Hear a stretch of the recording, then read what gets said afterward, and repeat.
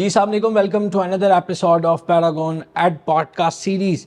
آپ کو خوش آمدید کہتے ہیں. آج ہمارے ساتھ موجود ہیں پروفیسر ڈاکٹر مرغوب حسین طاہر صاحب.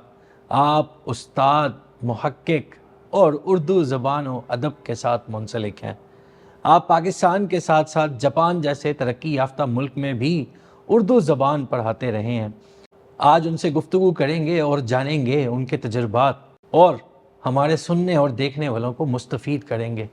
سر السلام علیکم. جی وعلیکم جزاک اللہ آپ السلام. کے وقت کے لیے. نہیں، مجھے خوشی ہے آپ کا ادارہ جو ہے جس طرح کام کر رہا ہے، تو میں ہر تعاون کے لیے حاضر. جزاک اللہ. سر یہ تھوڑا سا ہم اس کا گفتگو کا آغاز کریں گے. آپ چونکہ مختلف ممالک میں بھی رہے، جاپان، ترکی، پاکستان میں بھی آپ ٹیچنگ سیکٹر میں بہت زیادہ آپ نے ٹائم سپینڈ کیا ہے. طلبہ کی جو نفسیات ہیں آج کے طلبہ کی، آپ اس کو کس طرح سے دیکھتے ہیں؟ 2 دہائیاں آپ نے یہاں پہ بھی دیں اور جی میں 2 دہائیاں نہیں، 1981 میں 81 میں نے پڑھانا شروع کیا تھا گورنمنٹ کالج میاں والی میں. اور جو آپ نے سوال ہی پہلا کیا ہے اس کا جواب تو بہت تفصیل سے دیا جا سکتا ہے، میں مختصر عرض کروں گا. میں جب میاں والی گیا، یہاں لاہور میں رہتا تھا، پنجاب یونیورسٹی میں تھا. بڑا شہر ہے، ترقی یافتہ شہر ہے، سہولتیں ہیں، الگ ایک کلچر ہے لاہور کا، آپ کو پتہ ہے. کیا اور جو باہر سے لوگ آتے ہیں وہ بھی اس کلچر میں ڈھل ڈھل جاتے ہیں، اڈاپٹ کر لیتے ہیں اسے. میں جب میاں والی گیا تو اس وقت میں جوان تھا، تازہ تازہ ایم اے کیا ہوا تھا. وہاں جاتے ہی اندازہ ہوا کہ بہت پسماندہ علاقہ ہے. اب تو بہت ترقی ہو گئی، بہت بھی اگرچہ لاہور جیسا تو نہیں ہے، لیکن اس وقت تو بہت پسماندہ تھا، غربت بہت تھی، اور طالب علم غریب بھی تھے. ان کی ثقافت، ان کی تہذیب، ان کی معاشرت مختلف تھی بالکل ہم سے. تو سب سے پہلے جو بات مجھے وہاں جا کر پتہ چلی، لوگوں نے کہا کہ یہ طالب علم جو یہاں کے ہیں، یہ لوگ جو یہ بڑے اکھڑ ہیں. اچھا، نام نہیں لوں گا، ایک بڑے استاد وہاں تھے، انہوں نے مجھے کہا مرغوب صاحب یہاں تو بس آدمی پیریڈ میں عزت بچا لے تو وہی کافی ہے. یہ بہت ہی اجڑ قسم کے لوگ ہیں. اب میں آپ کو بات بتاؤں جو اصل میں استادوں کے لیے ہے.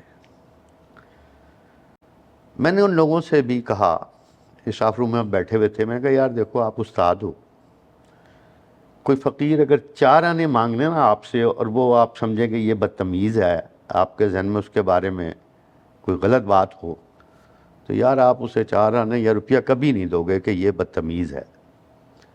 جب آپ یہ سوچ کر جاتے ہو کلاس میں کہ یہ طالب علم جو ہیں یہ بدتمیز ہیں، کیا بات یہ استاد کی عزت نہیں کرتے، یہ خراب نسل ہے، پھر آپ انہیں کچھ نہیں دے سکتے.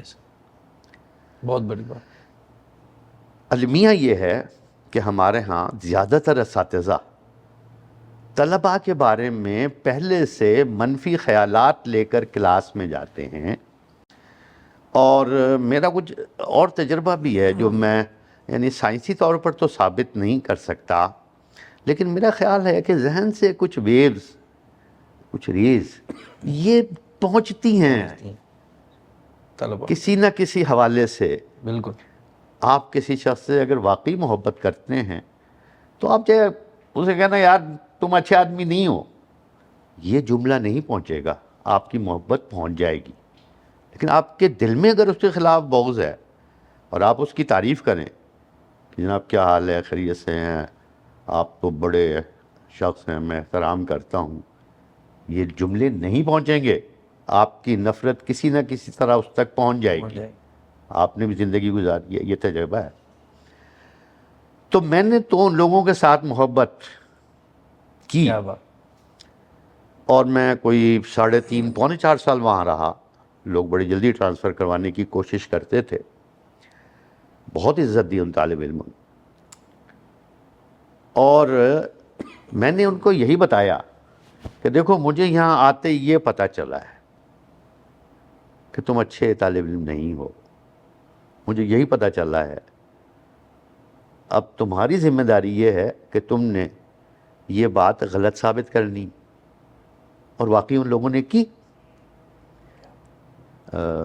ابھی ایک بہت بڑے شاعر ہیں, بڑا نام ہے اب تھا ان کا, اسلام آباد کے, چلے نام لینے میں حرج کوئی نہیں, عزیز فیصل, مزاحیہ شاعری میں اس وقت بڑا نام جا رہا ہے. میں میاں والی میں تھا تو ان کا فون آیا, مرغوب صاحب عزیز فیصل بول رہا ہوں. فیس بک پہ ان سے تھا.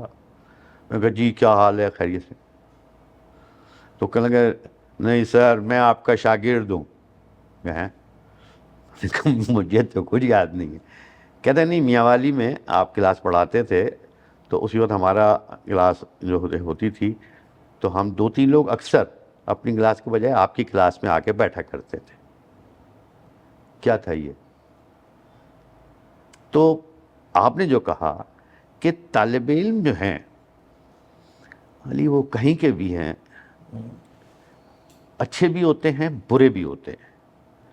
اور اگر استاد برے طالب علم کو اچھا نہیں بنا سکتا تو اسے کچھ اور کام کرنا چاہیے. کیا بات. اسے پھر استاد نہیں ہونا چاہیے. اچھے طالب علموں کو تو سب اچھا کہتے ہیں. 5-10 جو کلاس میں اچھے طالب علم ہوتے ہیں, پڑھنے لکھنے والے ہوتے ہیں, ان کی تو سب تعریف کرتے ہیں. استاد کا کام تو یہ ہے کہ ان طالب علموں کو ٹارگٹ کرے جو کمزور ہیں یا جو اچھے نہیں ہیں. کیا بات. میرے ذہن میں ہے, میں پنجاب یونیورسٹی میں آیا اورینٹل کالج میں. اب وہ لوگ ذرا بڑے عہدوں پر ہیں لہذا نام لینا مناسب نہیں ہے.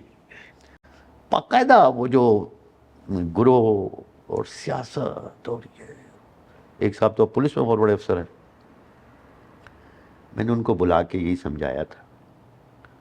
میں نے کہا دیکھو یہ 2 سال تمہاری زندگی کے تمہارے مستقبل کا فیصلہ کریں گے. ان 2 سال میں تم کینٹین پہ بیٹھو, کو ایجوکیشن ہے, انجوائے کرو, سیاست ہے بدماشی کرو, لوگ تم سے ڈریں گے, لیکن ساری عمر پھر تم پچھتاؤ گے. یہ 2 سال اگر تم نے اپنے اوپر جبر کر لیا اور 2-4 چیز لفظ پڑھ لیے تو ساری عمر تم آرام کرو گے. تو میں تو یہ کوشش کرتا تھا کہ جو میرے طالب علم ہیں انہیں یہ بتاؤں کہ تم اچھے لوگ ہو. ہمارے ہاں ہر شخص یہ کہنے پہ تلا ہوا ہے کہ طالب علم اچھے نہیں ہیں, نئی نسل خراب ہو گئی ہے, نئی نسل عزت نہیں کرتی. ایک بڑی عام بات ہے جو استاد کی عزت نہیں کرتے طالب علم. میں نے کئی فورم پہ اپنے کولیگز میں, اسٹاف روم میں, اور آج آپ کے اس پر بھی بتا رہا ہوں کہ کوئی شاگرد طالب علم استاد کی بے عزتی اس وقت تک نہیں کرتا جب تک استاد اس کے پاؤں نہ پڑ جائے کہ تو میری بے عزتی کر. خیر خراب سے خراب طالب علم بھی استاد کی بے عزتی نہیں کرتا. میرا تو میں نے بتایا 80 سے اب کوئی 44 سال کا تجربہ ہے. آج تک اللہ کا شکر, یعنی میں میاں والی میں رہا, مانا والا, میں شرقپور میں رہا. اس وقت شرقپور بھی خاصا مشہور تھا, یہ فیض آباد, اٹاری, یہاں کے لوگ بھی. ابھی میں 3-4 سال رہا. ریلوے روڈ آیا میں, گوال منڈی. اس وقت ایک سیاسی جماعت کا بہت زیادہ, طلبہ کی سیاسی جماعت کا بہت اثر و رسوخ تھا. ایک واقعہ سنا دوں اپنے کلاس کا؟ جی پلیز. میں 2-3 جگہ پڑھا کے آ رہا تھا, میں نے کلاس میں حاضری لگانا شروع کی, رجسٹر لے کے گیا, رول نمبر 204, 205, 206. میں نے کہا 207. 60-70 لوگ مل کر بولے یس سر. پوری کلاس گونج گئی. اچھا میرے لیے بڑا عجیب تجربہ تھا. میں تو بڑا سارے کالجوں میں بڑے اچھا میرا امیج تھا. کچھ نہیں کہا میں نے. پھر 3-4 لوگ یس سر, پھر اس کے بعد 60-70 لوگ ہیں یس سر. خیر بڑی مشکل سے حاضری ختم ہوئی. اس کے بعد دیکھا, یعنی بڑی 2-3 کلاسیں مل کے وہ 60-70 لوگ تھے. سب لوگ چلے گئے, پتہ چلا 2-3 لوگ بیٹھے ہوئے. میں نے ان سے پوچھا بھائی تمہیں کیا پریشانی ہے, تم کیوں نہیں گئے؟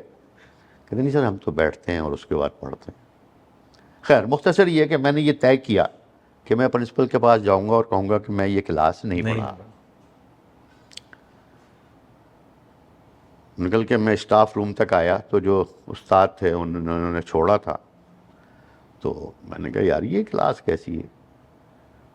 کہنا اے گروپ تو پھر یہو جہی ہے جی, کہ یہ گروپ جو ہے پتہ نہیں ایل گروپ تھا, کہتے یہ تو ایسے ہی ہے.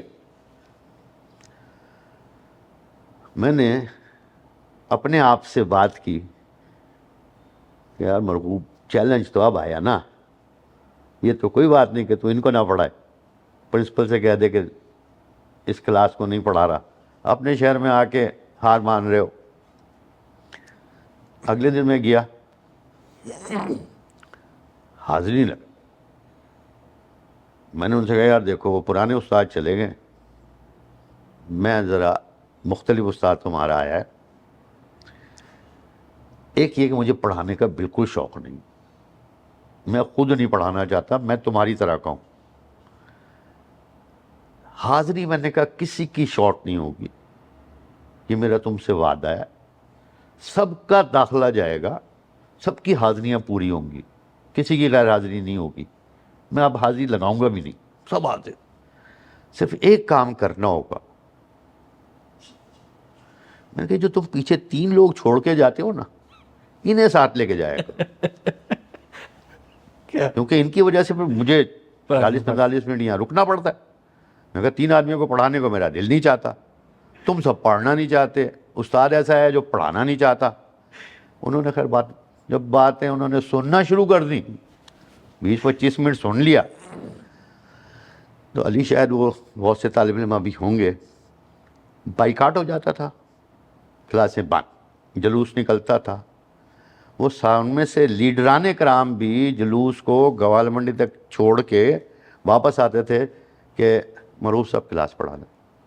کیا وہ کلاس.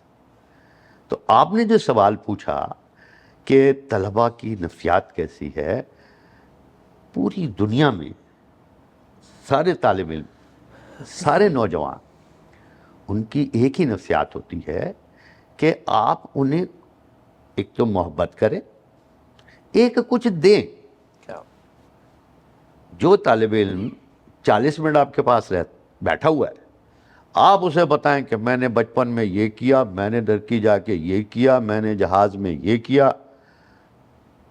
اس کو کچھ نہیں مل رہا. ہاں طالب علم آپ کی کلاس میں اگر 2 لفظ سیکھتا ہے نا, وہ آپ کی عزت بھی کرے گا اور آگے بھی بڑھے گا.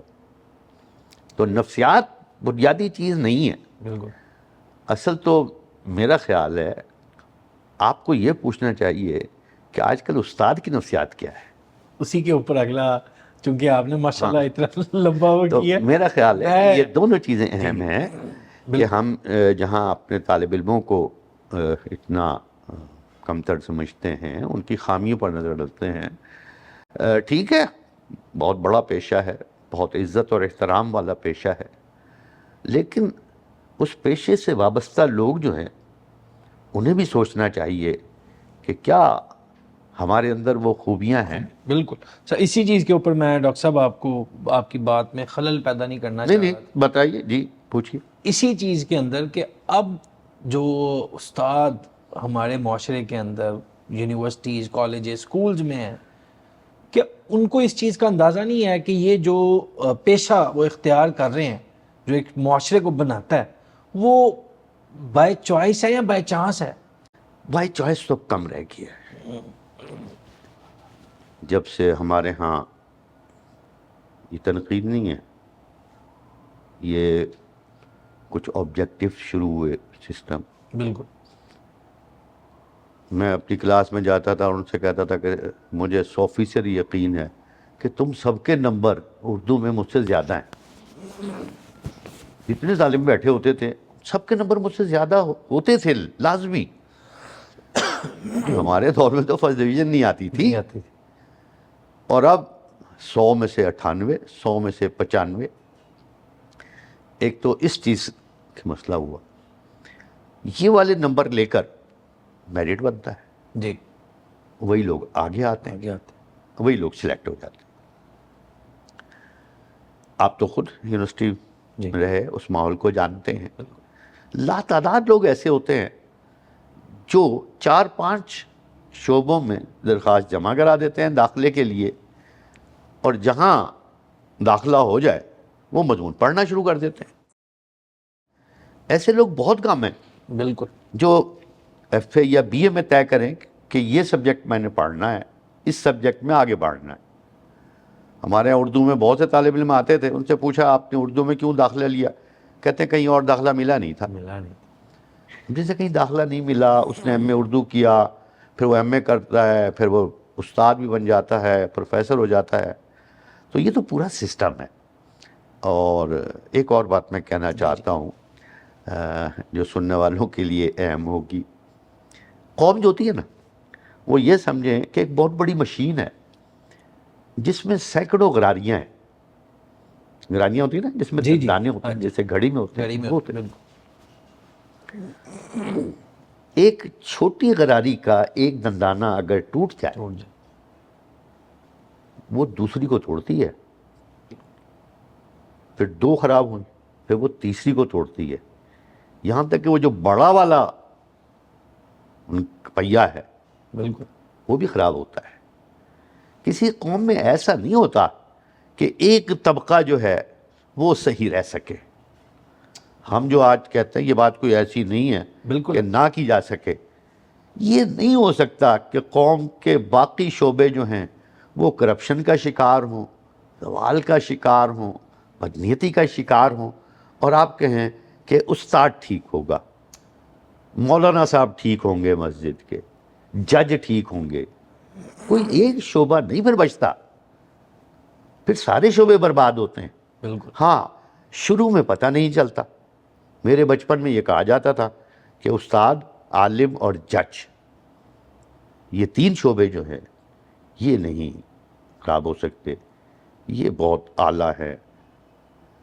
آہستہ آہستہ جب باقی غراریاں خراب ہوئی، تو سارے- جب باقی شعبے خراب ہوئے، تو آپ کو پتہ ہے کہ آج نہ ہم استاد کے بارے میں یقین سے کہہ بالکل. سکتے ہیں، نہ ججز کے بارے میں کہہ سکتے ہیں، اور نہ علماء کے، سارے نہیں، لیکن پورے جو طبقہ ہے اس کے بارے میں ہم یقین سے یہ بات نہیں کہہ سکتے. بالکل. سر جس طرح ابھی آپ نے فرمایا کہ ایک طالب علم جو ہے وہ 4 ڈپارٹمنٹس میں ڈاکیومنٹ سبمٹ کرا کے اپنے ایڈمیشن کو میک شور کرتے ہیں. آج ہم یہ بھی دیکھتے ہیں کہ کئی اسٹوڈنٹس کے اندر یہ کنفیوژن نظر آتی ہے کہ ان کو اپنے کریئر میں کیا کرنا. آپ ایک استاد رہے ہوئے ہیں اور اس پیشے سے بہت دیر سے وابستہ ہیں، ابھی بھی آپ آن اینڈ آف سکھا رہے ہیں. آپ کی نظر میں یہ جو سلیکشن آف کورس ہے، سلیکشن آف کریئر ہے، سبجیکٹ، انسان کو کب پتہ لگتا ہے؟ اور پھر ہم اس کو بعد میں ریلیٹ کریں گے جہاں پہ آپ نے جاپان جیسے ملک میں آپ نے پڑھایا، وہاں پہ کیسے ان چیزوں کو کیا جاتا ہے؟ ریلیٹ نہیں کریں گے، شروع وہاں سے کرتے ہیں. جی. میں جب پاکستان سے گیا جاپان، یہاں پنجاب یونیورسٹی میں پڑھاتا تھا، جی. سوچ کے گیا تھا کہ احساس کمتری کا شکار نہیں ہوں گا. یہ نہیں آ کے کہوں گا کہ پاکستان کچھ نہیں ہے، جاپان ایسا ہے، جاپان ایسا ہے، جاپان ایسا. طے کر کے گیا تھا. اکثر لوگ جو یورپ سے آتے تھے میں نے دیکھا کہ آتے ہی اپنے ملک کی برائیاں. بالکل. تو میں وہاں گیا اور میں نے جا کے موازنہ کرنا شروع کیا، تو 19 20 18 20 17 20 کو تو آدمی اگنور کر سکتا ہے. لیکن اگر مسئلہ 1 اور 90-95 کا ہو تو حب الوطنی کتنا ساتھ دے گی آدمی کا. البتہ آپ کا جو سوال ہے کہ وہ لوگ سب سے زیادہ محنت جو کرتے ہیں وہ گھر میں اور اسکول میں کرتے ہیں. میں حیران تھا اس قوم کو دیکھ کر. اپنے طالب علموں سے میں نے پوچھا، یہ پروگرام جو لوگ سن رہے ہیں شاید اس بات کو سمجھیں کہ یار اتنی اچھی تربیت. میرے ساتھ طالب علم گئے ایک گروپ، اور انہوں نے پانی کی بوتل یا شربت کی لی تو اس پہ سے کاغذ الگ لے کے انہوں نے، کیونکہ وہاں 3 قسم کے ہوتے ہیں کہ برنیبل جو ہے جلنے والا کاغذ اس میں ڈال دیں، پلاسٹک کا ڈھکن اتار کے دوسرے میں ڈالا، اور بوتل جو تھی ریسائیکل والی وہ الگ ڈالا. ساری چیزیں میں دیکھتا تھا، اس طرح کی بہت سی چیزیں ہیں. تو میں نے ان سے پوچھا یار یہ تمہاری تربیت؟ میرا خیال تھا کہ اسکول میں ٹیچر جو ہے اس کا نام لیں گے، کیونکہ جو تمہاری تربیت ہے، ٹریننگ ہے، کون کرتا ہے؟ سب کا جواب ایک کلاس میں نہیں، 5-6 سال مختلف اوقات میں نے مختلف کلاسوں میں پوچھا، سب کا جواب تھا ہماری ماں. میں ہاتھ جوڑ کے ماؤں کو کچھ نہیں کہہ رہا، لیکن اگر یہ سمجھتے ہیں آپ کہ قوم کی تربیت ٹھیک نہیں ہوئی تو اس میں اسکول کا نہیں، ماؤں کا حصہ ہے. بہت بڑی بات. ان کے ہاں جو ماں ہے، اب یہ کہ ہماری ماں کیوں نہیں کر سکتی تربیت؟ یار اس کے پاس وقت نہیں ہوتا، اس کے پاس وسائل نہیں ہوتے. وہاں تعلیم جو ہے وہ 100% ہے. میں گیا بال کٹوانے، تو عجیب سا لگے گا یہاں تو کہ وہ خاتون بال کاٹتی تھی، گھر کے قریب ہی تھی، کیونکہ ٹائم وائم لینا پڑتا ہے. تو میں نے، وہ میرے کولیگ بھی تھے، میرے یہاں شاگرد بھی تھے پاکستان سے، ڈاکٹر سویوا نے، میں نے ان سے کہا کہ یار اس طرح، تو انہوں نے کہا آپ اسے انگریزی میں بتا دیں. اور یہ بات بھی کہی کہ 100% تعلیم ہے وہ پڑھی لکھی ہوئی. میں گیا تو سب سے پہلے تو میں اسی بات پر حیران ہوا کہ وہاں پر باقاعدہ کتابوں کا شیلف تھا. کیا بات. نائی کی دکان پر ہمارے رسالے بھی رکھے تھے، کتابیں بھی رکھی تھی، اتنے آپ کا وقت آئے تو آپ جائیں. میں کہہ رہا تھا جب 100% خواتین تعلیم یافتہ ہیں تو ان کی تربیت بھی ایسی ہے. ہاں اسے چمکاتے ہیں پھر اسکول والے. 5-6 سال تک وہ بچوں کو پڑھاتے نہیں ہیں، کتابیں نہیں رٹواتے، ٹوئنکل ٹوئنکل لٹل اسٹار نہیں سکھاتے. چھوٹے چھوٹے بچے، میرے گھر کے سامنے ایک پارک تھا، ہفتے میں 1 دن مختلف اسکولوں کے آتے تھے چھوٹے چھوٹے شاپر لے کے، اور اس پارک میں سے وہ پتے وغیرہ جمع کر کے شاپروں میں بھر کے اور ایک بڑے شاپر میں رکھ دیتے تھے. سوچ ان کی مختلف ہے. اور اس میں نے مطلب بنیادی دخل ماں کا ہے کہ ماں سکھاتی ہے بیٹا یہ کرنا، بیٹا یہ کرنا ہے، اور معاشرہ اس کے کہے ہوئے کو ثابت کرتا ہے کہ وہ صحیح کہہ رہی ہے. یہ نہیں کہ ماں کہہ دیکھو بیٹا جھوٹ نہیں بولنا. بہت بری بات ہے، باہر سب لوگ جھوٹ بول رہے ہیں. ماں کہتی ہے بیٹا نقل نہیں کرتے، چیٹنگ نہیں کرنی، ڈھونچ نہیں کرانا. پورا معاشرہ یہی کچھ کر رہا ہے. میں خیال طالب علموں کے لیے بڑی اچھی بات ہوگی، سناؤ دلچسپ ہے. جی. میں نے ٹیسٹ لیا، سیمسٹر کا ٹیسٹ تھا. سامنے ڈیسک پہ ایک لڑکا اور ایک لڑکی بیٹھے ہوئے تھے جو بوائے فرینڈ اور گرل فرینڈ تھے. اچھا وہاں فرینڈ تو سارے ہوتے ہیں، میرا فرینڈ ہے، بڑا عام سی بات ہے، بڑے یعنی صاف ستھرے فیئر لوگ ہیں. اور بوائے فرینڈ یا گرل فرینڈ کا مطلب یہ ہے کہ ان کا تعلق ہے، مستقبل میں ہے، اور اس میں وہ شرماتے نہیں ہیں. پوری خاندان کو پتہ ہوتا ہے کہ یہ اس کا بوائے فرینڈ ہے، یہ گرل فرینڈ ہے، بعد میں شادی کرتے ہیں. ساتھ ساتھ بیٹھے ہوئے میں نے بعد میں پیپر چیک کیے تو کوئی جملہ جو لڑکے کا غلط تھا لڑکی کا ٹھیک تھا، لڑکی کا غلط تھا لڑکے کا ٹھیک تھا، ایک بینچ پہ ساتھ ساتھ بیٹھے میں، خالی جگہ پر کرنی ہے، جو لڑکے کو نہیں پتا وہ خالی ہے، جو لڑکے نے لکھے ہوئے وہ لڑکی کی خالی ہے۔ حیران کن تھا۔ میں نے آگے پھر اپنے کولیگ سے پوچھا کہ یار ہمارے ہاں تو اس رشتے پہ ہم جان قربان کر دیتے ہیں، یہ ایک دو لفظ نہیں ایک دوسرے کو بتاتے۔ اس نے جو بات کہی علی وہ کمال کی ہے، ہر جگہ بتانے والی ہے، پورے معاشرے کو بتانے والی ہے۔ کہنے لگا مرغوب صاحب اگر وہ لڑکا ایک لفظ بھی اس کا دیکھ کے نقل کر لیتا تو ان کا تعلق آج ہی ختم ہو جاتا۔ کہتے ہیں ہاں، لڑکی کہتی جو شخص 2 نمبر کے لیے چیٹنگ کر رہا ہے وہ زندگی میں میرے ساتھ کیا کرے گا۔ یہ وہ سبق تھا، بلکہ ایسے بہت سی چیزیں جو میں نے وہاں رہ کے سیکھے اور بات سمجھ میں بھی آئی کہ جو یہاں نقل کر سکتا ہے، نوٹ کر سکتا ہے، گھٹیا ہو سکتا ہے 1-2 نمبر کے لیے، وہ زندگی میں بھی ایسے ہی رہے گا۔ یہ چیزیں انہوں نے اپنی ماں سے اور اپنے اسکول سے سیکھی ہیں۔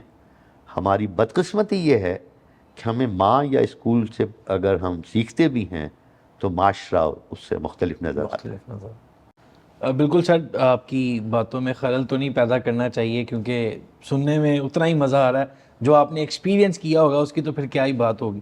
ابھی ہم جس طرح آف کیمرہ بات کر رہے تھے، آپ کا جو جاپان کا ایکسپیرینس تھا ایجوکیشن کے اوپر، جو آپ نے ایک بڑی اچھی جو آنکھوں دیکھا حال بتایا، وہ تھوڑا سا بتائیں، اس کے بارے میں آپ کا کیا خیال ہے، اور آپ اس کو اور پاکستان واپس آئے، آپ کس طرح دونوں کو موازنہ کرتے ہیں آپ اس معاملے میں؟ جی، پہلی بات تو یہ کہ وہ لوگ یعنی ان کا ذہن، ان کے تصورات بڑے واضح ہوتے ہیں، کلیئر ہوتے ہیں، وہ اپنے بارے میں، اپنی تعلیم کے بارے میں، اپنے مستقبل کے بارے میں کنفیوژن نہیں ہوتی۔ اسکول میں ہی وہ اسکول سے جاتے ہیں، وہیں سے ان کے اساتذہ یہ کوشش کرتے ہیں کہ یہ طے کیا جائے کہ یہ طالب علم جو ہے اس کی دلچسپی کس سبجیکٹ میں ہے، جس سبجیکٹ میں اس کی دلچسپی ہے کیا اس میں اہلیت ہے، کیا یہ ساری چیزیں وہ دیکھتے ہیں۔ جو نفسیات کے ماہرین ہیں ان کے ساتھ سیٹنگز ہوتی ہیں اسٹوڈنٹس کی، جابس کے حوالے سے بڑے بڑے پروگرام ہوتے ہیں، اوپن فورم ایک ہوتا ہے ہر سال ہر یونیورسٹی کا، جہاں ہر سبجیکٹ کے بارے میں ماہرین جو ہیں وہ طالب علموں کو آگاہ کرتے ہیں کہ یہ، اور وہ سب جا سکتے ہیں، آپ بھی جا سکتے ہیں، جا کے بیٹھے انہیں بتاتے ہیں کہ یہ سبجیکٹ ہے، یہ چیزیں مستقبل میں اس کا یہ فائدہ ہے اگر آپ پڑھنا چاہیں۔ تو وہ جو بھی موضوع یا سبجیکٹ یا مضمون وہ سمجھتے ہیں کہ ان کی دلچسپی کا ہے، وہ اختیار کر لیتے ہیں۔ اور ایک بات پھر، کچھ باتیں بے ربط بھی ہوں گی جن کا آپس میں لنک نہیں ہوگا، بالکل سر، لیکن وہ میں آپ کے اس پروگرام کے حوالے سے لوگوں تک پہنچانا چاہتا ہوں۔ سر ضرور۔ یعنی ہو سکتا ہے آپ کے سوال سے اس کا تعلق نہ ہو لیکن قوم کے ساتھ اس کا تعلق ہو۔ میں نے پوچھا اپنے صدر شعبہ سے اور بعد میں شرمندہ ہوا، اس کے باوجود پروگرام میں بتا رہا ہوں کہ ہر سال تقریباً 20 سیٹیں ہوتی ہیں تو 19-18 لوگ ہوتے ہیں، وہی پھر دوسرے سال میں آ جاتے ہیں اور سب جاپانی، 40 ہو گئے تقریباً، جی، پھر تیسرے سال، چوتھے سال، یعنی 70-80 طالب علم ہر سال اردو پڑھ رہے ہیں۔ تو میں نے کہا یہ اتنے لوگ جو ہیں انہیں جاب مل جاتی ہے یا پڑھ رہے ہیں؟ اس نے جو جواب دیا، جو میں کہہ رہا ہوں میں شرمندہ ہوا، وہ ناظرین سے بھی کہوں گا کیا سننے والا ہے، خاص طور پہ طالب علموں کے لیے. اس نے کہا اصل میں آپ کے ہاں صرف پڑھنے کے لیے پڑھنے کا تصور نہیں ہے. نہیں، کوئی شخص کوئی مضمون اس لیے نہیں پڑھتا کہ میں نے یہ مضمون پڑھنا ہے، اس لیے پڑھتا ہے کہ اس مضمون میں زیادہ نمبر آ جائیں گے، یہ مضمون لوں گا جاب مل جائے گی. کبھی کسی نے سوچا کہ میں یہ مضمون پڑھوں، اس سے مجھے کچھ علم زیادہ حاصل ہوگا، کچھ نالج حاصل ہوگا؟ ہاں. پتہ چلا کہ وہاں گریجویشن کے لیے ایک غیر ملکی زبان اور اس ملک کی ثقافت کو جاننا لازمی ہے. کیا بات. یعنی اردو پڑھ کر ان کی جاب سے اس کا تعلق نہیں ہوتا. یعنی 80 کے 80 لوگ اردو پڑھ کر جاب کی تلاش میں نہیں نکل پڑتے اردو کے لیے. ہاں بہت سے لوگ، بہت سے نہیں، چند ایک، کوئی ایمبیسی میں، سفارت خانے میں آ جاتا ہے، کسی اخبار میں آ جاتا ہے، کسی ہوٹل میں جہاں پہ غیر ملکی آتے ہیں، یا مختلف کمپنیاں جو دوسرے ملکوں میں کاروبار کرتی ہیں، خاص طور پر انڈیا، پاکستان، نیپال، بنگلہ دیش، وہاں کچھ لوگ ہو جاتے ہیں. لیکن بہت سے لوگ ایسے ہوتے ہیں جن کا ساری زندگی اس کے بعد اردو سے کوئی واسطہ نہیں ہوتا، لیکن وہ اردو اس طرح پڑھتے ہیں، کمیٹڈ. کیا بات. میں نے ایک مرتبہ اپنے ایک طالب علم کا امتحانی میں نے پرچہ تھا، جواب تھے، انہوں نے غالب، اقبال، میر کے بارے میں جواب لکھے. میں نے اس کی تصویریں کھینچی، اپنے بچوں کو بھیجی. میرا بیٹا اسامہ آپ جانتے ہیں، ہاں جی. کہنے لگا ابو ایسا لگ رہا ہے مادری زبان اردو تو ان کی ہے. کیا بات. وہ لوگ جن کا کلچر مختلف ہے، جن کی زبان مختلف ہے، وہ ایک ایسا مضمون جس کا ان کے مستقبل سے بھی تعلق نہیں ہے، وہ دن رات لگا کر اس کو سیکھتے ہیں. تو پہلی بات تو یہ کہ اس معاشرے میں سیکھنا بہت اہم ہے. ہمارے یہاں پڑھنا ہے، جو 4 یا 5 شعبوں میں ہمارا طالب علم جمع کراتا ہے اپنے ڈاکومنٹس، کیا سوچ کے کراتا ہے؟ ایک اور بڑی بات کر رہا ہوں، بہت سے اعلیٰ افسران ناراض ہو جائیں گے. کتنے لوگ ہیں جو CSS کا امتحان اس لیے کرتے ہیں کہ قوم کی خدمت کریں گے؟ چاند ایک. کتنے ہوں گے؟ بالکل.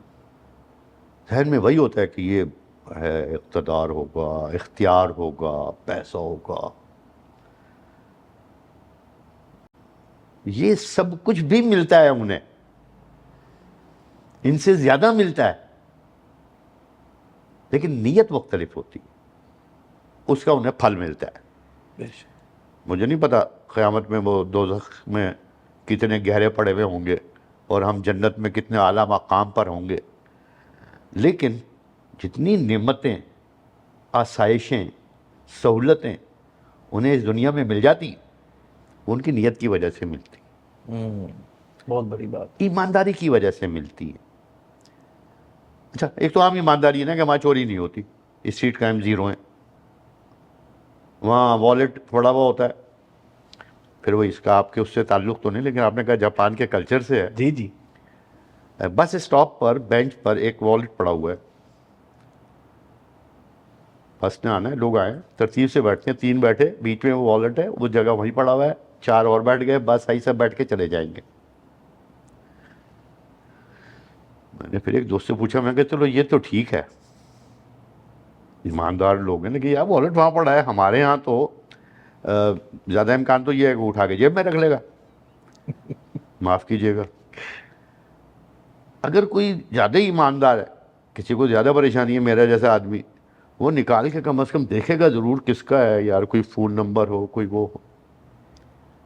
انہوں نے کہا مرغوب صاحب اگر وہ اٹھا لے گا تو پھر وہ پہنچانا اس کی ذمہ داری ہو جائے گی. کیا میں نے کہا وہاں پوائنٹ بنے ہوئے ہیں، فائنڈ اینڈ لاسٹ اس طرح کے دکان ہوتی ہے، وہاں جائیں اور آپ دے دیں. تو ایک صاحب بتا رہے تھے انہوں نے پیسے ملے کئی لاکھ روپے، جا کے انہوں نے دیے. تو انہوں نے کہا کچھ پرسنٹ اس کو دینے لگے، تو انہوں نے کہا نہیں بس کافی آپ جسے دے رہے ہیں، لیکن یہ جس کے ہیں میں اس سے بات کر سکتا ہوں. انہوں نے کہا نہیں یہ ہمارا اصول نہیں ہے، نہ ہم آپ کا بتائیں گے نہ اس کا آپ کو بتائیں گے، خواہ احسان مان. تو یہ ساری چیزیں مل جل کر قوم کی تشکیل کرتی ہیں، ایک چیز نہیں کرتی. نہیں. تو اب سب سے بڑا مسئلہ جو ہے میں نے یہ دیکھا کہ ایک تو کلیئر ہوتے ہیں، ایک انہیں وقت جو ہے وہ صرف کرنا آتا ہے. Time management. یہ سب سے اہم بات ہے جو میں نے دیکھی. ڈائری ہے ان کے پاس،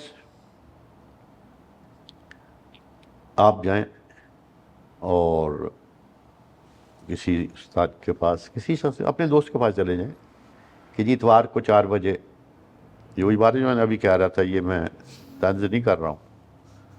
وہ ڈائری کھولے گا اور کہے گا کہ ٹھیک ہے میں 4:07 پہ آ جاؤں گا. ارے 4:05 پہ نوک نہیں کرے گا وہ. یہ میں نے خود دیکھا، یعنی وہ ہیڈ آف ڈپارٹمنٹ تھا، میں نے ویسے ہی باہر جانا تو باہر ٹہل رہے تھے وہ، کیونکہ 3 یا 4 منٹ رہتے تھے. اینڈ ٹائم پہ بیل ہوگی اور آپ کو پتا ہوگا کون بیل کر رہا ہے. 10 سال میں کبھی کسی نے میرے دروازے پر دستک یا بیل نہیں کی بغیر بتائے. مجھے پتا ہوتا تھا کہ اس وقت کون وہ کر رہا ہے. دوسری بڑی اچھی بات جو ہماری قوم کو بھی سیکھنی چاہیے، میں یونیورسٹی میں تھا، دوست السلام علیکم مرغوب صاحب، میں آیا تھا ادھر سیکریٹریٹ، وہ ہیں میٹنگ میں وزیر صاحب. میں نے کہا مرغوب صاحب سے مل لوں. 2.5 گھنٹے بیٹھے ہوئے باتیں کر رہے ہیں. خوبصورتی ہے ہمارے معاشرے میں، یہ الگ ایک مسئلہ ہے. وہ یہ کہتے ہیں کہ مرغوب صاحب میں 9:18 پہ آؤں گا اور 9:42 پہ چلا جاؤں گا. 42 سے 43 نہیں ہونے دیتا وہ آدمی. اگر اس کی چائے آدھی رکھی ہوئی ہے وہ آدھی چھوڑ دے گا، کہتے نہیں میرا دل نہیں چاہ رہا. ٹھیک 42 پہ وہ چلا جائے گا. آپ کہیں مشین ہے، کمپیوٹر ہے، ایسی زندگی گزارنا مشکل ہے. بالکل. ہم تو کھلی ڈولی ہے. لیکن جہاں یعنی اس کا جو ہمیں فائدہ ہے وہ صرف یہ ہے کہ ہم خوشباش ہیں، ایزی ہیں، پریشانی نہیں ہوتی. آپ 9 بجے کہہ دیں، 10 بجے بھی آپ جائیں تو وہ آپ بالکل صحیح وقت پہ جا رہے ہیں. وہاں پر 9 بجے کے بعد 9:05 پہ آدمی یوں گھڑی دیکھتا ہے اور ان کا یہ خیال ہوتا ہے کہ آپ نے اس کی بے عزتی کی، آپ اس لیے اسے اہمیت ہی نہیں دے رہے اس کے وقت کو. تو ان کے ہاں ایک تو یہ ہے کہ خاص طور پہ طالب علم اپنے وقت کا بہت خیال رکھتے ہیں. اور ایک یار یہ ساری چیزیں ہمیں بتائی گئی تھی کہ اسلام میں نے کئی لوگوں سے بتایا کہ میں نے وہاں رہ کر مجھے یہ لگتا ہے، شاید میں مسلمان ہوں اس لیے یا مولوی بھی، کہ مجھے یہ لگتا ہے کہ یہاں کسی پیغمبر کی تعلیمات آئی ہیں.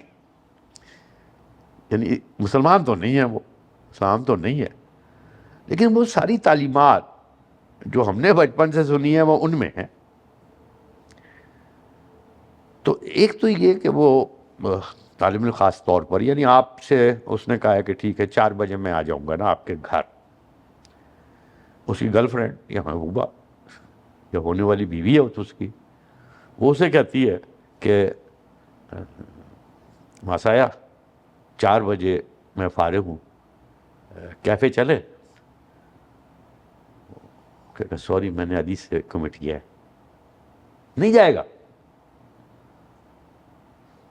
یہ سینکڑوں دفعہ میں نے دیکھا ہے کہ ڈائری پہ چاہے بہت ہی غیر اہم آدمی کو انہوں نے ٹائم دے دیا ہے، اس کے بعد میں بھی کہوں نا کہ اس وقت آؤ گے، کہ اگر نہیں وہ میں نے کسی کو ٹائم دیا، فلیٹلی ریفیوز کر دے گا، یعنی خود اس کا کام ہوگا کہ اگر نہیں ایفائے عہد کہ میں نے عہد کر لیا، پھر وہ اپنے آپ سے بھی عہد کرتے ہیں نا. یہ پھر طالب علموں کی بات ہے کہ وہ اپنے آپ سے بھی عہد کرتے ہیں، ہم نے پڑھنا ہے، ہم نے 11 گھنٹے پڑھنا ہے. ہمارے طالب علم عیاشی کر رہے ہیں، وہاں پرچہ دیتے ہوئے اکثر طالب علم طالبات سو جاتی تھی. 1.5 گھنٹے کا امتحان ہے، انہوں نے ایک سوال کیا اور اس کے بعد سو گئی. اچھا وہاں کا معاشرہ اور ثقافت اور ہے، یہاں تو میں ڈانٹ دوں.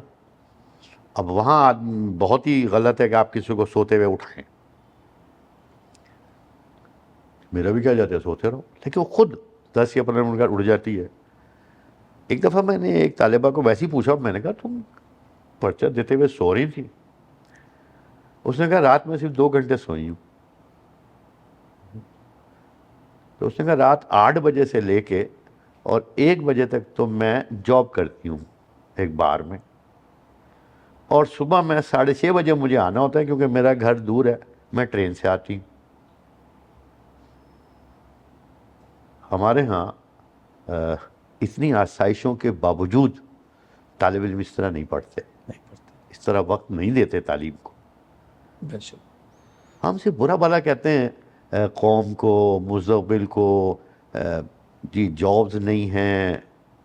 آج بھی جو لوگ، آپ دیکھیں، آج بھی جو لوگ اپنے ساتھ کوئی عہد کر کے تعلیم حاصل کرتے ہیں، قربانی دیتے ہیں، جیسے ابھی میں نے ذکر کیا تھا کہ میں نے اسے کہا تھا کہ 2 سال ہیں، بالکل. تو پھر میں بتا رہا ہوں کہ یار یہ جو 17-18 سال ہیں یہ تھوڑے سے مشکل میں گزار لو، بعد میں پوری زندگی اچھی گزارو گے.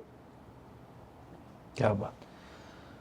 ڈاکٹر صاحب یہ چیز بہت زیادہ نظر آتی ہے ہمارے معاشرے کے اندر. یونیورسٹی میں بھی آپ نے ایک عرصہ دراز وقت گزارا ہے. ہم عموماً یہ سوال اپنے مختلف مہمانان سے پوچھتے رہے ہیں. ایک ٹرینڈ چلتا ہے ڈگریوں کا، MBA، ڈاکٹر، انجینئرنگ، AI آ گئی اب. تو آیا ہم اس ٹرینڈ کو توڑ سکیں گے؟ کب ہم یہ چیز، کب ہمارے اسکول کالجز یہ بتا سکیں گے ہمیں کہ ہم کس چیز میں اچھے ہیں؟ سوال بہت اچھا ہے لیکن جواب بہت تلخ ہے.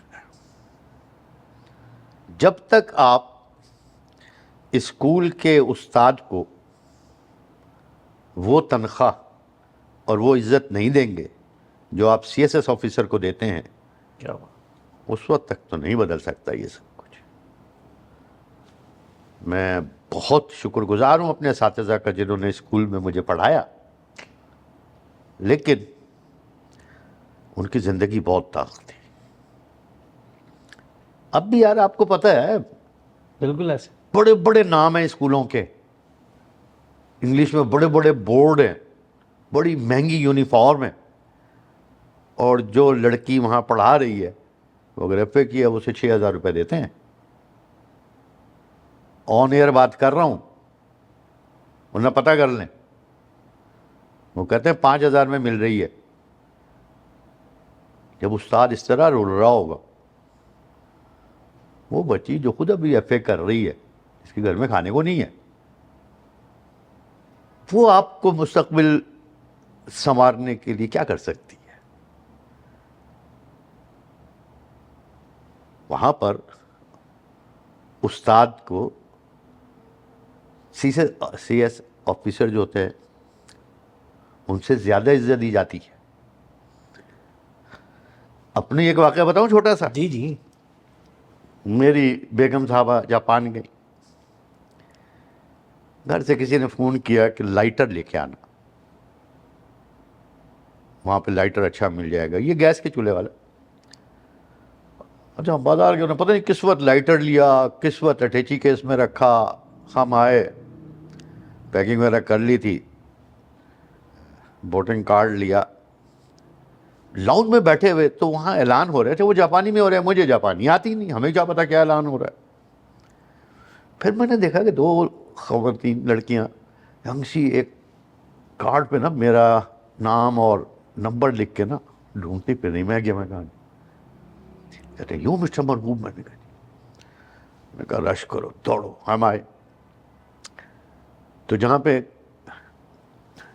جہاز وہ کھڑا ہوا ہے, وہاں سے اندر داخل ہوتے ہیں, وہاں پہ ایک کاؤنٹر پر میرا ٹچی کیس رکھا ہوا, 3 آدمی, ان میں ایک ان کا چیف سیکورٹی آفیسر اور 2 اور. مجھے کہنے لگے کہ مرغوب صاحب چلیں ایک بات اور بتا دوں کہ وہاں سر نہیں کہتے, ہاں جی, جاپانی. کہتے مرغوب صاحب اس میں یہ ہے, اسکین کر کے تصویر دکھائی کہ لائٹر ہے اس میں. میں نے مسز سے کہا, اس نے کہا ہے. یار اس کے بعد بتاؤ, مجھے کہنے لگا کہ مجھے 20 منٹ جو ہے نا وہ میں کوشش کرتا رہا ہوں کہ اجازت مل جائے, لیکن نہیں ہے اجازت. اگر ہم یہاں سے چھوڑیں گے تو بینکاک میں آپ پریشان ہوں گے. تو میں کہا نہیں کر لیتے ہیں. وہ چھوٹا سا تالا لگا ہوا تھا, میں نے مسز سے چابی لی. ارے لٹرلی وہ جو تھا نا چیف سیکورٹی آفیسر, اس کے ہاتھ کانپ رہا تھا تالا کھولتے ہوئے. یعنی 2 آدمی جھک کے مجھ سے معافیا مانگ رہے تھے کہ ہم نے آپ کو روکا ہوا ہے. نہیں, ان کے لیے یہ بڑا عجیب تھا کہ ایک استاد کو روکا ہوا ہے انہوں نے. جھک جھک کے شرمندہ ہو رہے, سوری کر رہے. یعنی یہ تو قسم کھانے والی بات ہے نا کہ میں نے اس کے ہاتھ سے چابی لے کے تالا کھولا,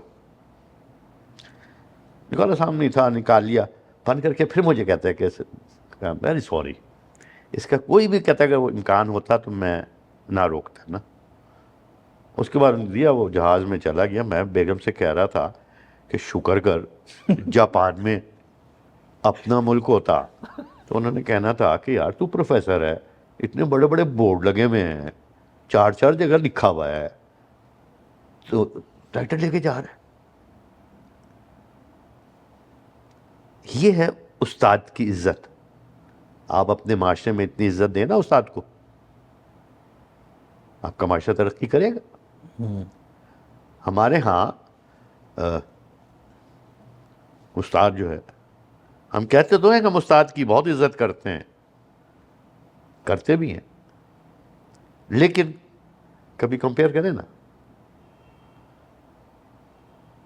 کیا بات. کسی ایس پی سے, کسی کمشنر سے, کسی وزیر سے, اور ایک استاد سے. معاشرہ کس کو عزت دے رہا ہے؟ وہ لوگ جو معاشرے کو تباہ کر رہے ہیں. بالکل. تو اگر آپ چاہتے ہیں کہ آپ کا معاشرہ ٹھیک ہو تو سب سے پہلے آپ کو اسکول کی سطح پر تدریس جو ہے وہ بہتر بنانا ہوگی. دوسری بہت اہم بات جو میں نے اسٹارٹ میں کہی ہے کہ ماؤں کو تعلیم یافتہ بنانا پڑے گا. یہ نہیں ضروری کہ آپ انہیں پی ایچ ڈی کروائیں, بالکل. لیکن ہمارے ہاں ہزاروں نہیں, لاکھوں خواتین ایک علاقے میں غیر تعلیم یافتہ ہوتی. کیوں؟ ہمارے یہاں تصور یہ ہے کہ عورت کو پڑھا کے کیا فائدہ کیا ہے, کیونکہ پڑھتے تو ہم نوکری کرنے کے لیے نا. بالکل. آپ کسی سے کہیں بھی آپ اپنی بیٹی کو کیوں نہیں پڑھا رہے, وہ کہتے جی ہم جاب پسند نہیں کرتے خواتین کی, ہمارے خاندان کی لڑکیاں جاب نہیں کرتی. بھائی جاب نہیں کرتی لیکن پڑھا تو سکتے ہو. تو 2 چیزیں میں بتا رہا ہوں آپ کو کہ اگر آپ چاہتے ہیں, وہ بھی ایک دم نہیں ہوگا, اگلی جنریشن ٹھیک ہوگی. یہ والی جیسی ہے چلنے دیں, اس کو نہیں ٹھیک کر سکتے آپ. بالکل. یونیورسٹی کے طالب علم کی تربیت نہیں کر سکتے آپ نہیں کر سکتے. کہ 2 سال میں اسے آپ اچھا افسر, نیک, دیندار اور بہت ہی دیانتدار افسر بنا کے بھیج دیں گے. کچھ نہیں ہو سکتا. ہاں اگلی نسل آپ ٹھیک کر سکتے ہیں اگر آپ لڑکیوں کو بیٹیوں کو تعلیم دیں, یہ سوچ کر نہ دیں کہ یہ ملازمت کریں گی پیسہ لائیں گی, نہیں, یہ سوچ کر دیں کہ انہوں نے قوم کی تربیت کرنی. دوسرا استاد کو عزت دیں اور ان کو بھی وہ ساری سہولتیں دیں, یہ سوچ کر کہ ہماری قوم ترقی کرے. بالکل سر, بالکل یہ چیزیں بہت زیادہ اہم ہیں اور اس کے بغیر ایک معاشرہ مکمل ہی نہیں ہو سکتا. آپ نے سر وہ بھی دور دیکھا ہے, اسی دور میں بھی پڑھایا ہے جس میں 2 سالہ گریجویشن بی اے, 2 سالہ ماسٹرز, بی کام, ایم کام. آپ کیا سمجھتے ہیں اس سیمیسٹر سسٹم کے آنے سے ہمارے ہاں استاد اور جو طالب علم ہیں ان میں ڈسٹنس کم نہیں ہو گیا؟ عزت اس طرح جو ہوتی تھی اینول سسٹم میں, ایک ڈر بھی ہوتا تھا, ہم نے دیکھا بھی ہے. ہم نے یہ بھی دور دیکھا کہ جب اچھا استاد کلاس میں بہت زیادہ فرینک بیٹھا ہوا ہے, جو کہ ہونا بھی چاہیے, لیکن اس سے عزت, ایک ڈر, ایک ادب ختم ہو گیا. پہلی بات تو میں آپ کو یہ بتانا چاہتا ہوں کہ سسٹم جو ہے وہ کوئی بھی بذات خود خراب نہیں ہوتا, اسے استعمال کس طرح کیا جا رہا ہے یہ بنیادی چیز ہے. ہر سسٹم اس کا رزلٹ منحصر ہوتا ہے کہ اسے استعمال آپ کیسے کر رہے ہیں. یہ آپ کا مائک, کیمرہ, ایک سسٹم ہے نا سارا. بالکل. اگر یہ سسٹم صحیح طرح استعمال نہ کیا جائے اس کا نتیجہ ٹھیک نکلے گا؟ بالکل بھی نہیں. اس سے زیادہ بہتر سسٹم آپ لے آئیں اس کا نتیجہ غلط ہوگا. بالکل ایسے. اگر آپ کو یہ نہیں پتا کہ سسٹم کو استعمال کیسے کرنا. جن معاشروں میں سیمسٹر ہے, یورپ سے ہی لیا ہے نا, جی میں دیکھ کے آیا ہوں. ابھی میں نے آپ کو بتایا کہ وہ ساتھ بیٹھ کے نقل نہیں کرتے, وہاں سیمسٹر کامیاب ہے.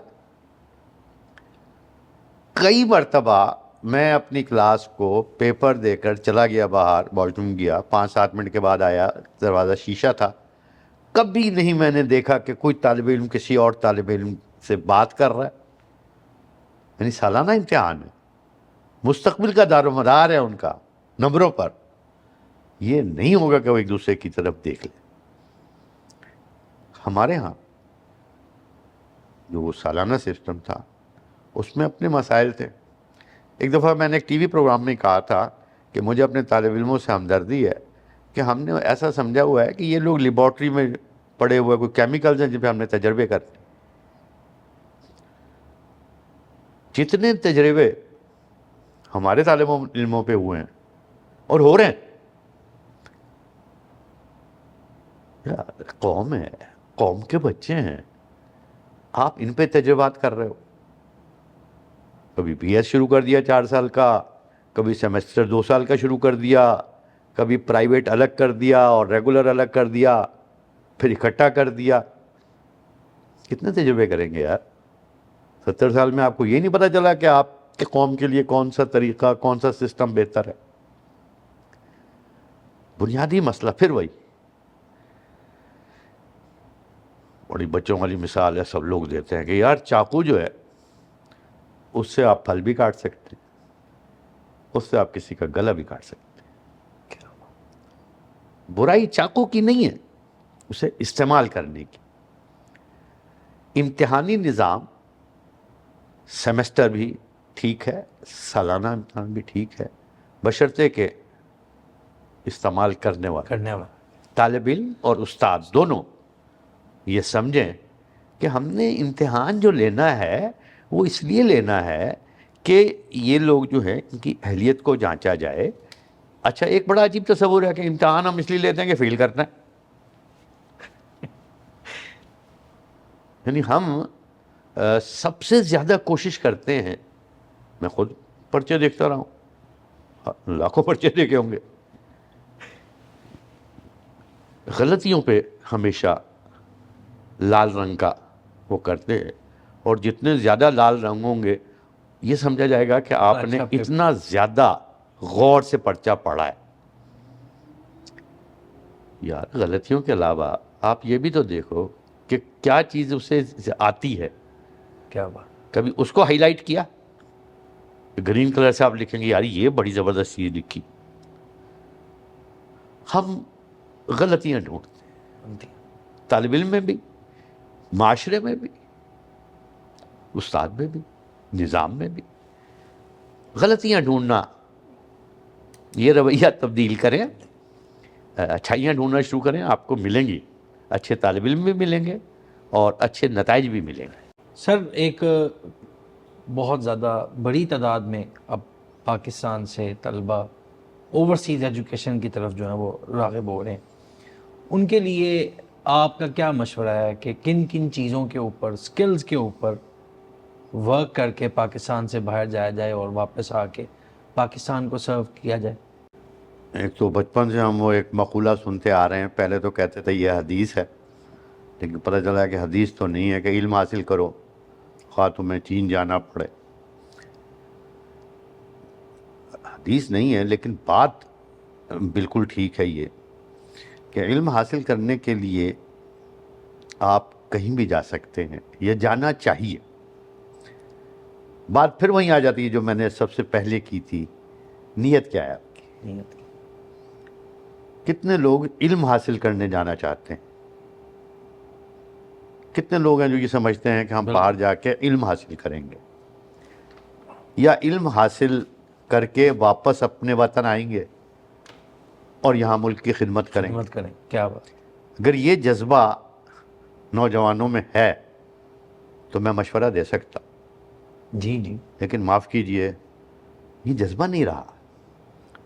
ہمارے ہاں 100 طالب علم اگر جاتے ہیں تو 99 کی کوشش یہ ہوتی ہے کہ وہیں کسی طرح سیٹ ہو جائے، اور وہ قومیں بھی ایسی ہیں کہ اگر واقعی کسی طالب علم میں وہ جوہر ہے، وہ صلاحیت ہے کہ وہ دیکھتے ہیں یہاں اوساکا یونیورسٹی میں، میری یونیورسٹی میں، پاکستان کے لوگوں کو میں جانتا ہوں، بنگلہ دیش کے لوگوں کو جانتا ہوں، انڈیا کے کئی لوگ تھے، جاپان والوں نے انہیں ملازمت دے دی۔ ہاں جو ان لوگوں کو سمجھتے ہیں کہ بس یہ آئے اور صرف ڈگری لی ہے، انہیں وہ کہتے ہیں شکریہ، یہ لو سند، ڈگری، سرٹیفکیٹ، واپس چلے جاؤ۔ تو پہلی بات تو یہ ہے کہ باہر جانا بہت اچھا ہے۔ ہمارے ملک میں تو ہر چیز کو سیکھنے کے لیے جانا چاہیے۔ آپ کہہ رہے ہیں کون سی چیز؟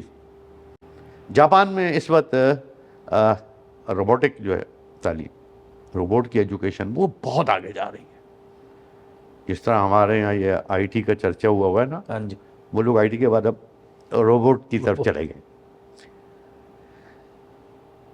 ہمیں اگر ہمارا تعلیم ابھی جائے تو یار ہم تو ابھی آئی ٹی تک کے مرحلے میں نہیں ہیں، یعنی روبوٹ والا تو مرحلہ بعد میں آئے گا۔ ہاں آپ جا کے اگر وہاں بہت اچھا کوئی جینیس طالب علم جاتا ہے، وہ اگر کوئی اچھی صلاحیت کا مظاہرہ کرتا ہے، وہ اسے فوراً جاب دے دیتے ہیں۔ یہ جاپان میں بھی ہے، یورپ میں بھی ہے، امریکہ میں بھی ہے۔ طالب علموں سے ملیں، یہاں سے وہ اگر موقع ملتا ہے، ایک ہی ہے کہ وہ خود جاتے بھی اسی لیے ہیں بالکل کہ جی یہاں اپنے ملک میں اصل میں مسئلہ یہ ہے کہ وہ جو باہر سے پڑھ کر آتا ہے وہ یہاں پر کیونکہ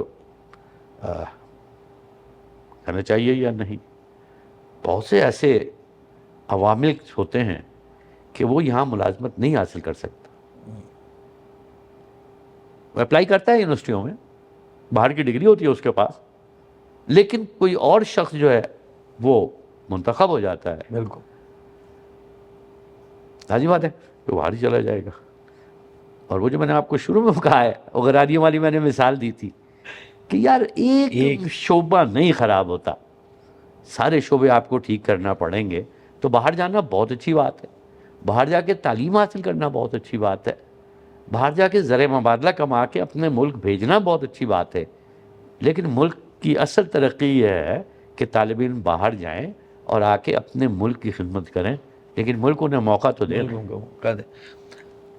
سر جہاں پہ ہم بات کرتے ہیں زبان کی، ادب کی، آج اگر ہم دیکھیں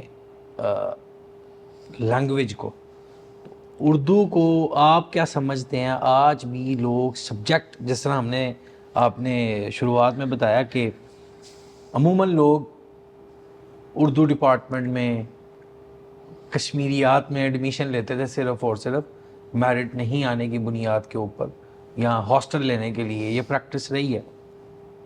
آپ کیا سمجھتے ہیں لینگویج اور لٹریچر، اس کا آج کل کے دور میں کیا سکوپ ہے اسٹوڈنٹس کے لیے؟ سوال تو آپ بڑے اچھے کر رہے ہیں۔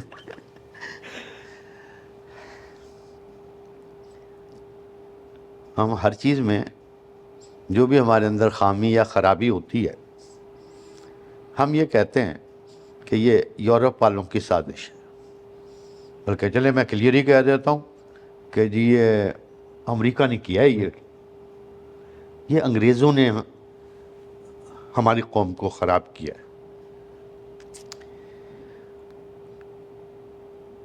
ہمیں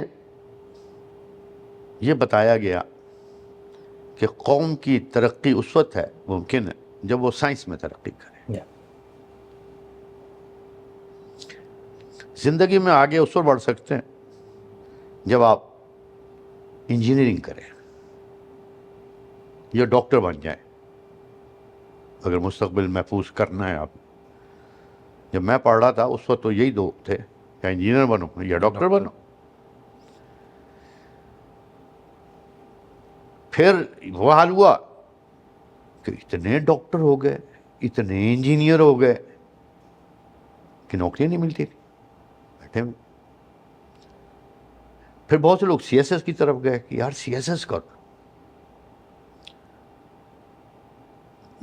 مقصد صرف وہی تھا، اچھی ملازمت مل جائے، اچھی جاب مل جائے۔ جاب میں ادب، شاعری، زبان، کیونکہ سمجھا جاتا تھا کہ یہ سیکھ کر آپ پیسے نہیں کما سکتے۔ آپ تاریخ دیکھیں، شاعر بھوکے مرتے تھے، تاجر جو ہے ارب پتی تھا۔ لیکن ایک بات تو آپ بھی مانیں گے کہ دلی میں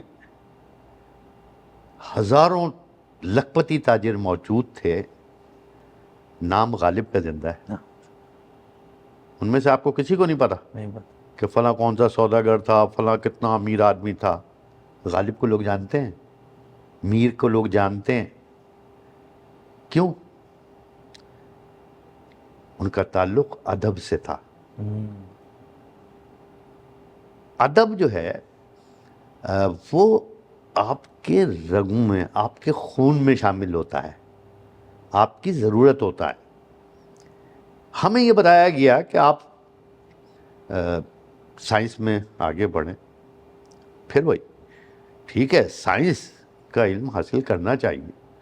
اگر کسی قوم میں سارے کے سارے لوگ شاعر ہو جائیں گے، برباد ہو جائے گی۔